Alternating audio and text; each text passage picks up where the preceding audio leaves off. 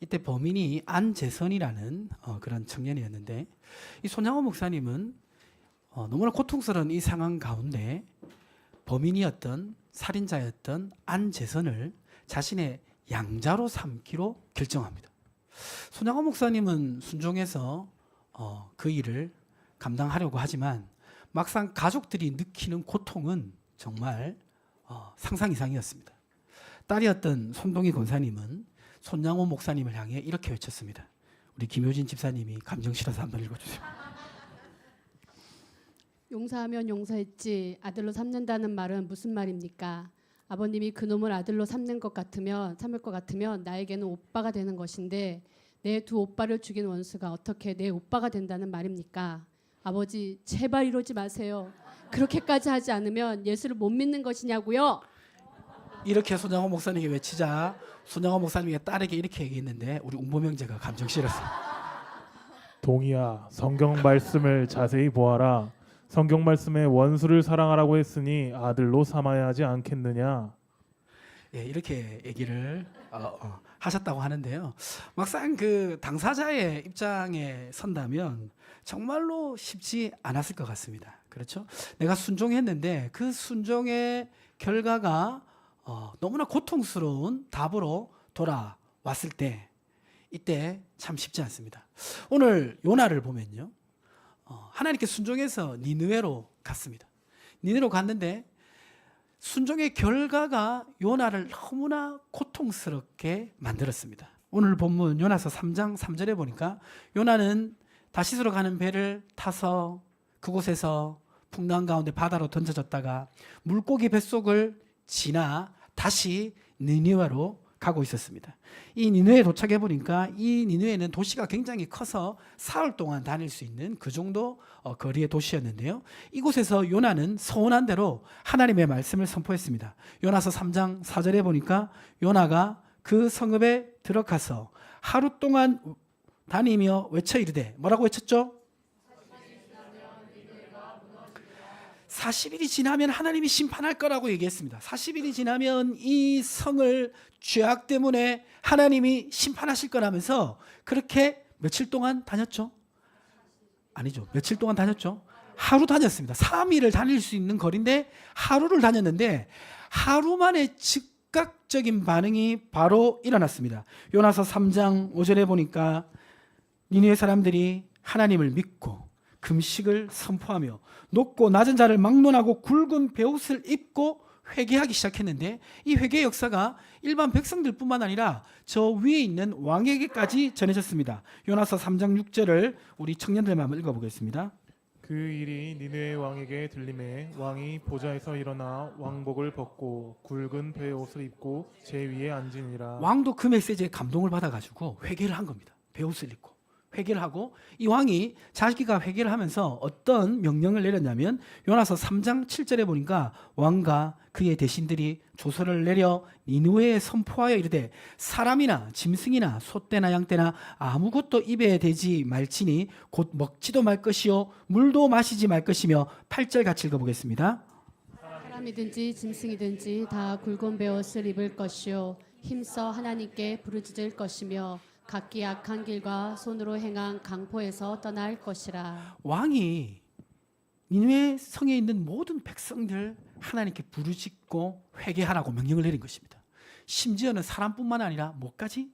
양이나 소, 개나 고양이까지 거기에 있는 동물들도 다 회개하라고 명령한 것입니다. 이렇게 회개 역사가 놀랍게 일어났습니다. 그런데 이제 보통 이렇게 짧은 시간에 일어나는 회개 역사를 두 글자로 부흥이라고 하는데요. 역사적으로 부흥이 일어나는 그런 이제 사건을 조사해 보면요, 시대적 배경과 상황적 배경이 부흥을 오도록 그렇게 연관되어지는 것이 있습니다. 그 미국의 1차 영적 대각성 운동이 일어났을 때 당시 미국 사람들은 나라가 생긴 지 얼마 안 돼서 나라에 대한 정체성이 별로 없었어요. 그리고 국민들끼리 서로 한민족이라는 그런 마인드가 없었습니다. 그런데 이제 영국과의 긴장 관계 가운데 이제 전쟁을 해야 될 수도 있는 그런 상황으로 서서히 가고 있었습니다. 그러다 보니까 이 미국 사람들을 하나로 묶어줄 수 있는 강력한 힘과 정체성이 필요했는데 그것이 바로 살아계신 하나님을 통해서 한 백성 되는 은혜였던 것입니다. 그래서 미국의 영적 1차 대각성 그 부흥이 이런 배경하에 일어났고요. 그리고 1907년 평양 대부흥도 당시 일제의 수탈에 시달리던 우리 백성들은 소망이 없었어요. 위로받을 데가 없었습니다. 마음이 너무나 피폐하고 괴로운 가운데 있었는데 이러한 백성들에게 하나님이 은혜를 주셨는데 평양 장대영 교회에서 성령의 불이 떨어지니까 그것이 온 조선의 백성들에게로 대개로 번져나갔던 것입니다. 그러니까 지금 이 니느웨 성에 일어난 이 부흥도 그냥 우연히 일어난 것이 아니라 하나님의 계획하심에 의해서 놀랍게 일어났을 것입니다. 그리고 그 장면은 너무나 아름다웠을 것입니다. 10만 명의 사람들이 다 하나님께 돌아오는 그 모습을 어떤 사람이 쉽게 볼 수가 있겠습니까? 우리 일평생에 이런 부흥을 볼 날이 있을까요? 저는 그런 날이 있었으면 좋겠습니다. 그런데 이런 놀라운 부흥의 현장 가운데 있었던 요나의 반응은 어땠냐면 요나서 4장 1절 보시면요. 요나서 4장 1절 같이 한번 읽어볼까요? 요나가 매우 싫어하고 성내며. 요나가 어떻게 반응했습니까? 그냥 싫어한 게 아니죠. 어떻게 싫어했습니까? 매우 싫어하고 성내며 아주 깊은 속된 말로 뭐라고 합니까? 예, 그런 말 있죠. 예, 아주 깊은 이제 지금 이 그 고통을 느끼고 있습니다. 예. 자, 요나가 왜 이렇게 이 아름다운 장면을 보고 싫어하고 성냈을까요? 그것은 지금 자신이 순종한 이 순종의 결과를 요나가 받아들일 수 없었기 때문입니다. 내가 순종해서 니느웨의 말씀을 전한 그 최종적인 결과를 요나가 받아들일 수 없었는데 받아들일 수 없었던 이유는 무엇과 달랐기 때문에 자기 안에 있는 뿌리 깊은 생각과 달랐기 때문입니다.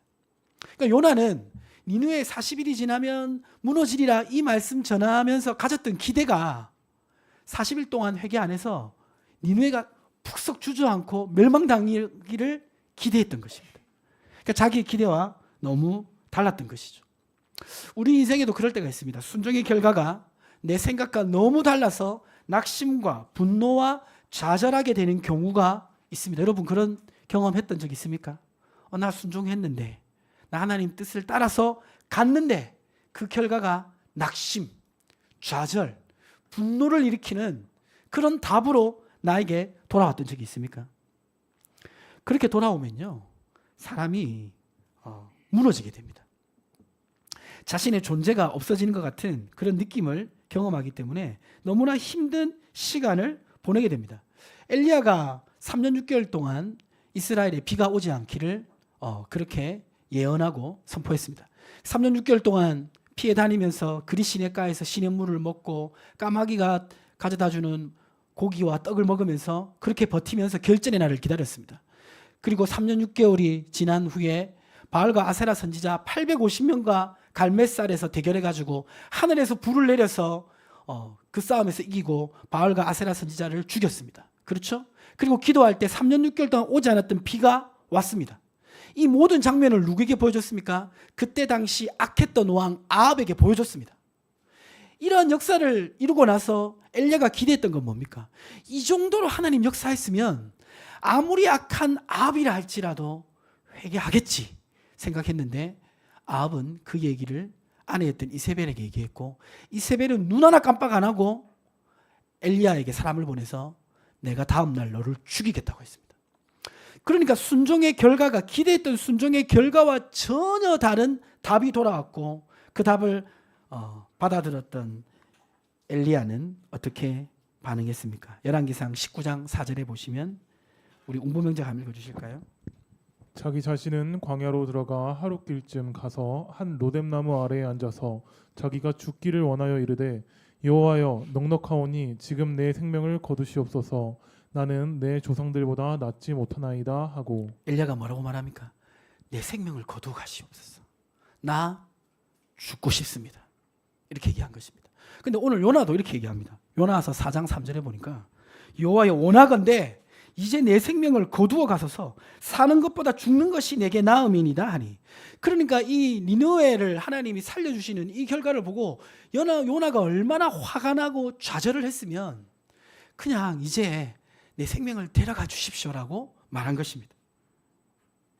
우리가 살아가다 보면요, 좌절을 심하게 겪거나 내가 생각했던 기대와 너무나 다른 일이 벌어지면 이렇게 고백해서는 안 되지만 고백할 때도 있습니다.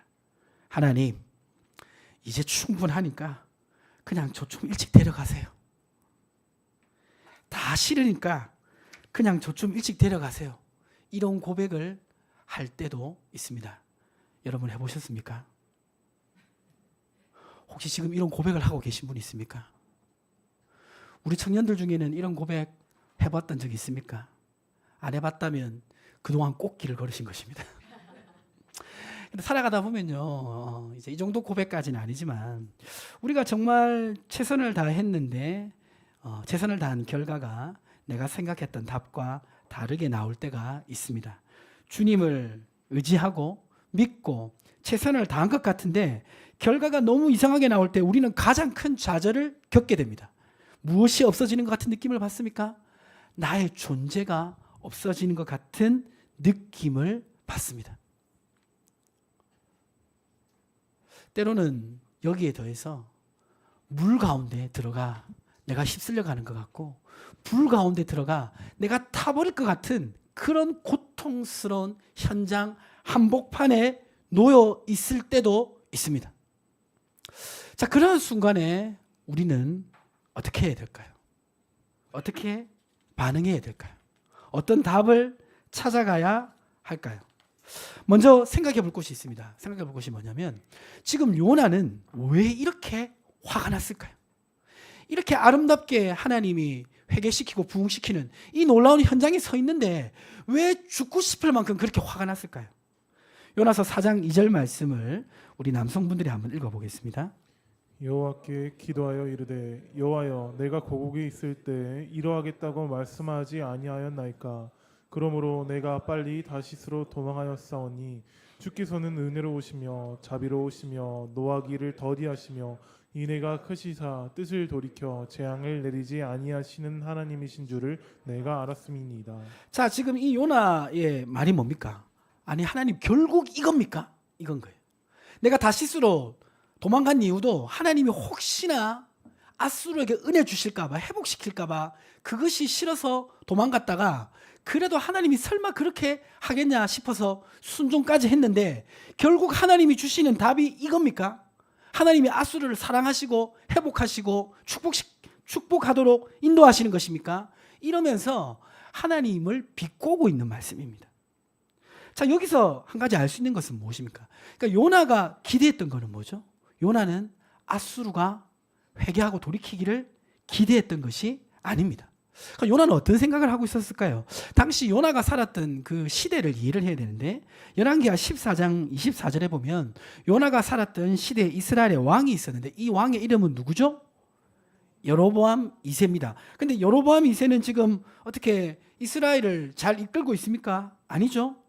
여로보암의 모든 죄에서 떠나지 아니하였더라 이렇게 말하고 있는데 이제 이때 이스라엘 백성을 하나님께서 훈련시키기 위해서 저번 주에도 말씀드렸는데 이스라엘 백성 나라 바로 위에 아람이라는 나라가 있었습니다. 시리아라는 나라. 시리아라는 나라를 들어서 이스라엘 백성을 계속 괴롭혔어요. 그러니까 나라가 굉장히 힘들었고 백성들은 공고했습니다. 그렇지만 백성들은 죄에서 떠나지 아니하는 상황이었습니다. 그런데 하나님께서 이때 요나에게 메시지를 주셨는데 25절에 보시면 요나에게 주신 메시지가 있습니다. 우리 여성분들이 한번 읽어볼까요? 이스라엘의 하나님 여호와께서 그의 종 가드 헤벨 아미떼의 아들 선지자 요나를 통하여 하신 말씀과 같이 여로보암이 이스라엘 영토를 회복하되 하맛 어귀에서부터 아라바 바다까지 하였으니 이스라엘이 잘해서가 아니라 이스라엘이 죄를 짓고 해서 하나님이 아람으로 계속 혼내고 있는데 혼내다 보니까 너무 불쌍한 거예요. 공고하고 도와줄 사람도 없고 그러니까 하나님이 여로보암 2세 죄 짓는 왕이지만 그래도 이 왕을 통해서 영토를 확장시키고 백성들이 조금 편안하게 살 수 있도록 해주셨습니다. 그래서 26절에 보면 그 이유를 분명히 말하고 있죠. 이는 여호와께서 이스라엘에 고난이 심하여 매인자도 없고 노인자도 없고 이스라엘을 도울 자도 없음을 보셨고 여호와께서 또 이스라엘의 이름을 천하에서 없이 하겠다고도 아니하셨으므로 요아스의 아들 여로보암의 손으로 구원하심이었더라 라고 얘기하고 있는 것입니다.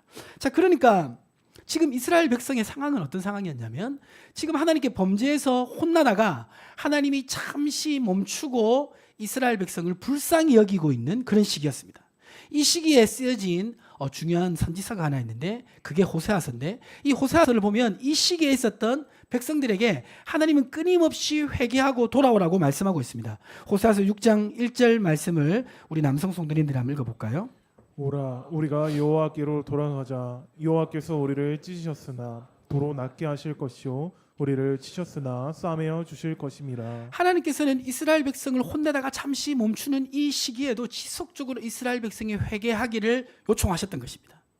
자, 이 상황에서 요나가 가지고 있었던 아수르에 대해서 가지고 있었던 생각은 무엇이냐면 첫 번째는 뭐냐면 하나님이 니느웨 아수르를 통해 이스라엘을 치는 것을 원치 않았습니다. 무슨 말이냐면 지금 아람이 약해진 이유가 아수르가 강해지고 있었기 때문이거든요. 근데 하나님이 이 아수르를 계속 강하게 만들면 나중에 요나는 이 아수르가 이스라엘을 칠 것을 알고 있었습니다. 예상하고 있었습니다.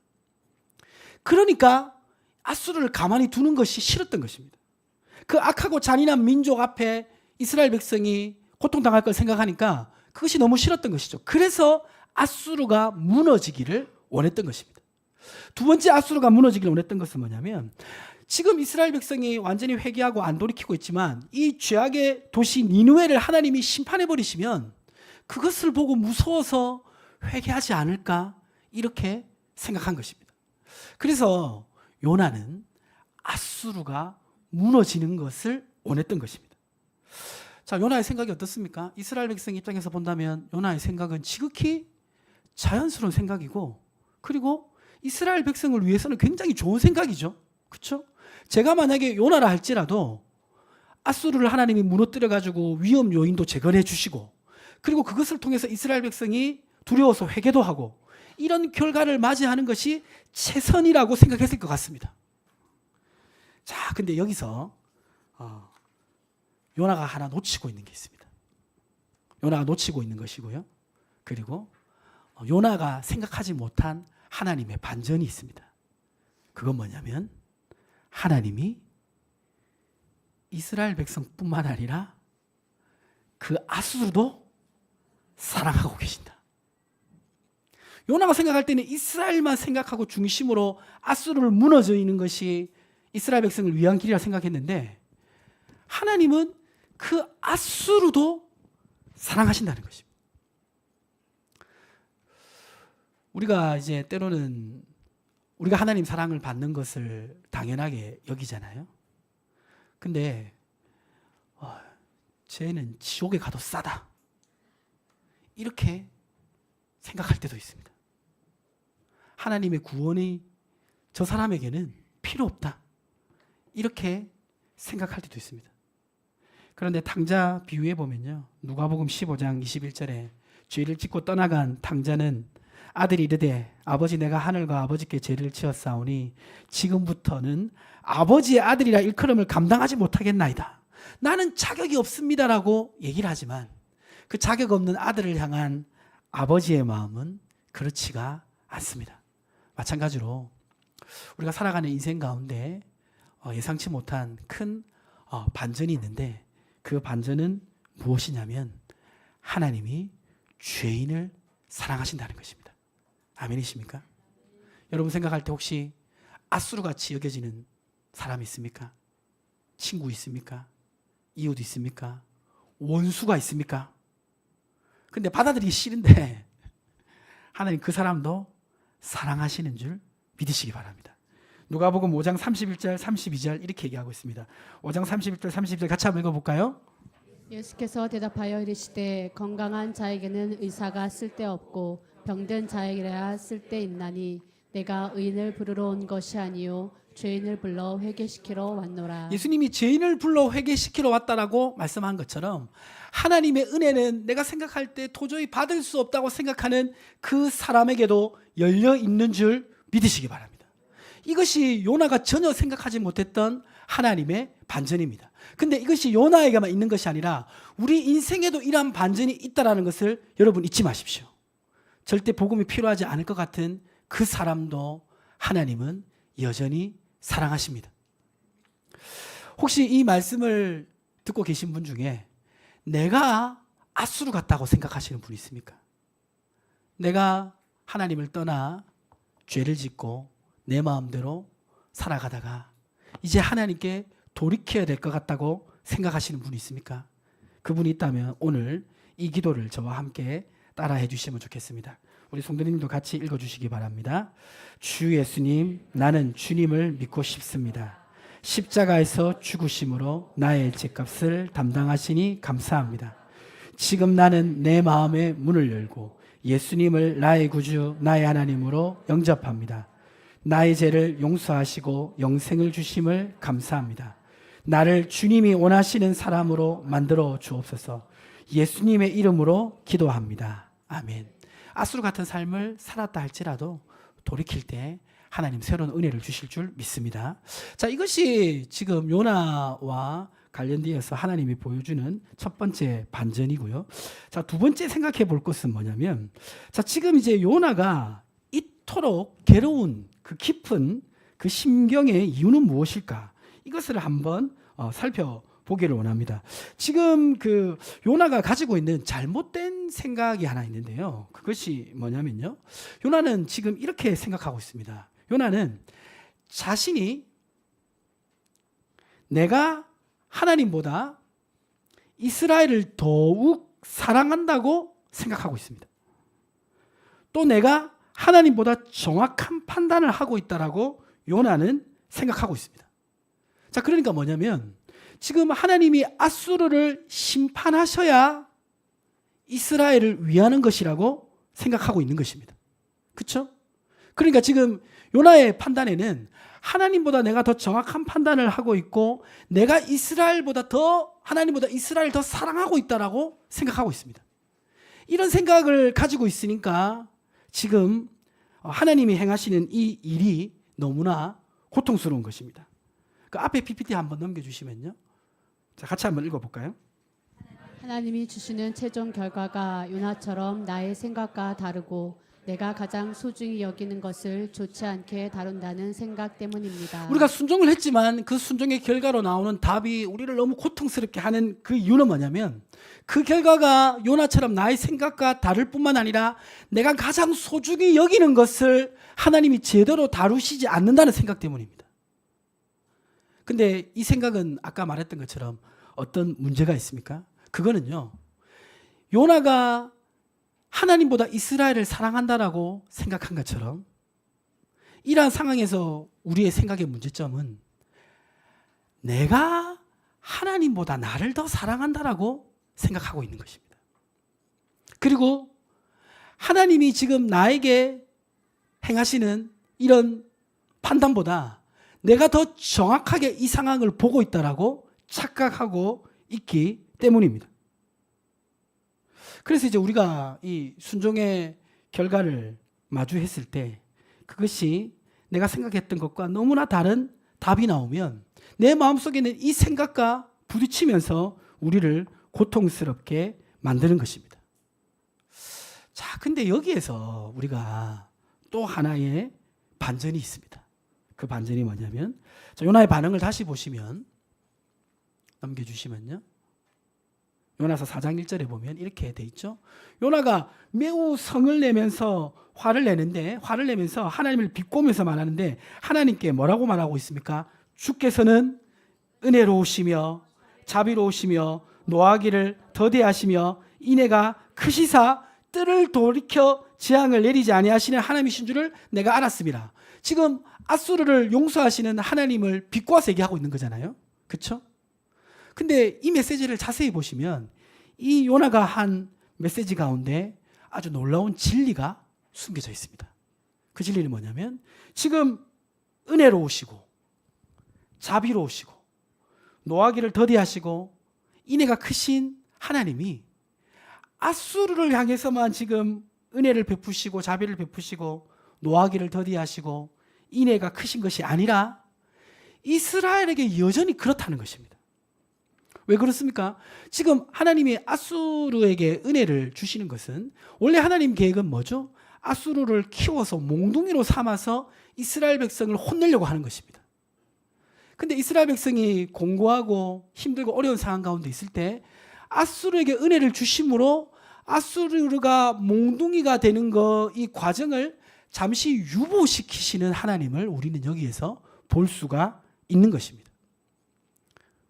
그러니까 지금 앗수르가 이 하나님의 은혜를 받아서 잠시 은혜 가운데 머물러 있는 것은 이스라엘을 향한 하나님의 심판도 유보되고 이스라엘이 스스로 돌아올 수 있도록 하나님이 자비와 은혜를 베풀고 있다는 것입니다. 이때 당시 쓰였던 호세아 선지서를 보면 이스라엘을 향한 하나님의 마음이 이렇게 표현되어 있습니다. 호세아서 11장 8절 말씀 한번 볼까요? 11장 8절 말씀 같이 한번 읽어보겠습니다. 에브라임이여 내가 어찌 너를 놓겠느냐 이스라엘이여 내가 어찌 너를 버리겠느냐 내가 어찌 너를 아드마같이 놓겠느냐 어찌 너를 수보인같이 두겠느냐 내 마음이 내 속에서 돌이키어 나의 국률이 온전히 불붙듯 하도다. 이스라엘을 향한 하나님의 마음은 여전히 뜨거운 사랑 가운데 있었습니다. 그러니까 지금 앗수르를 멸망시키지 않는 것도 사실은 넓게 본다면 이스라엘에게 회개와 돌이킴의 기회를 주고 계신 것입니다. 몽둥이를 들기 전에 앗수르처럼 회개하고 돌아오라고 메시지를 주고 계신 것입니다. 그러니까 고통스러운 반전 안에 무엇이 포함되어 있습니까? 하나님의 깊은 사랑이 표현되어 있는 것입니다. 그래서 이렇게 한번 적어봤습니다. 나를 죽고 싶을 정도로 당황하게 하시는 하나님의 반전 속에 나를 향한 사랑이 숨겨져 있다는 사실입니다. 아멘이십니까? 사실 이제 받아들이기는 쉽지가 않습니다. 그 상황이 되면. 그러나 지금 이 앗수르를 살려주시는 이 장면에서 이스라엘을 향한 하나님의 사랑이 숨겨져 있음을 우리는 볼 수 있어야 됩니다. 종종 우리가 믿음으로 순종하고 달려가도 그 결과가 최악의 결과를 맞이할 때가 있습니다. 베드로는 배와 그물을 버려두고 예수님을 쫓았습니다. 그렇죠? 그러나 그가 마지막 맞이하게 된 결과는 뭡니까? 베드로는 예수님을 부인했고 예수님은 십자가에 못 박혀 죽었습니다. 그러니까 순종의 결과가 최악으로 나온 거예요. 베드로에게는 최악이었습니다. 자기는 예수님을 부인했고 예수님은 십자가에 못 박혀 죽었고. 자, 근데 베드로에게는 최악이었지만 그게 하나님에게는 최악이었습니까? 하나님에게는 최선이었습니다. 그래서 결국 누구에게도 최선이 되었냐면 베드로에게도 최선이 된 것입니다. 같이 한번 읽어보겠습니다. 나에게 읽어볼까요? 시작. 나에게 최악의 상황이 하나님께 최선이라면 결국 나에게도 최선이다. 아멘이십니까? 우리가 때로는 물 가운데 빠져들어가고 불 가운데 타들어가 같은 그런 결과를 맞이할 때가 있습니다. 근데 내가 열심히 순종하고 믿음으로 갔는데도 그러한 결과가 주어질 때가 있습니다. 그때 사람들은 다 무너집니다. 근데 그때 꼭 잊지 말아야 될 중요한 진리가 있는데요. 그게 이사야서 43장 2절인데 같이 한번 읽어보겠습니다.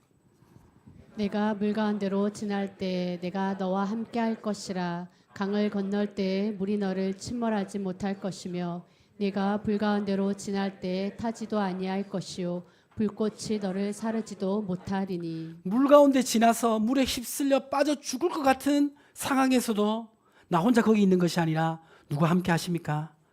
하나님이 함께 계시고 불 가운데 타버릴 것 같은 그런 상황에 하나님이 나를 던져두세요. 근데 하나님 던져두시는 것만 하시는 게 아니라 그 자리에 함께 하고 계십니다. 아멘이십니까? 이게 굉장히 중요합니다. 사실 이제 이런 상황이 되면요, 사람이 다 무너지거든요. 예.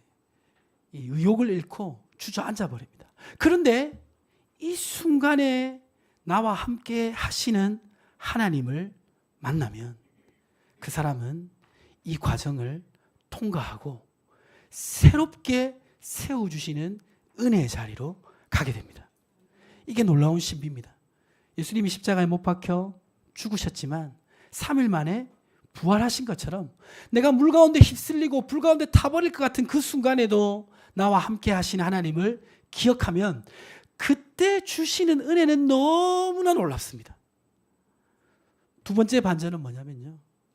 고통스러운 삶의 결과 가운데 하나님의 사랑이 숨어 있다고 했는데 그 속에서 경험할 수 있는 하나님의 사랑은 일생에서 가장 큰 사랑을 그때 경험합니다. 참 희한하죠. 하나님의 사랑은 편안한 가운데서 모든 게 안정적이고 경제적으로 안정되고 직장도 문제가 없고 자녀들도 평안하고 모든 게 형통한 가운데 하나님의 사랑을 깊이 경험하는 게 아니라 물 가운데 불 가운데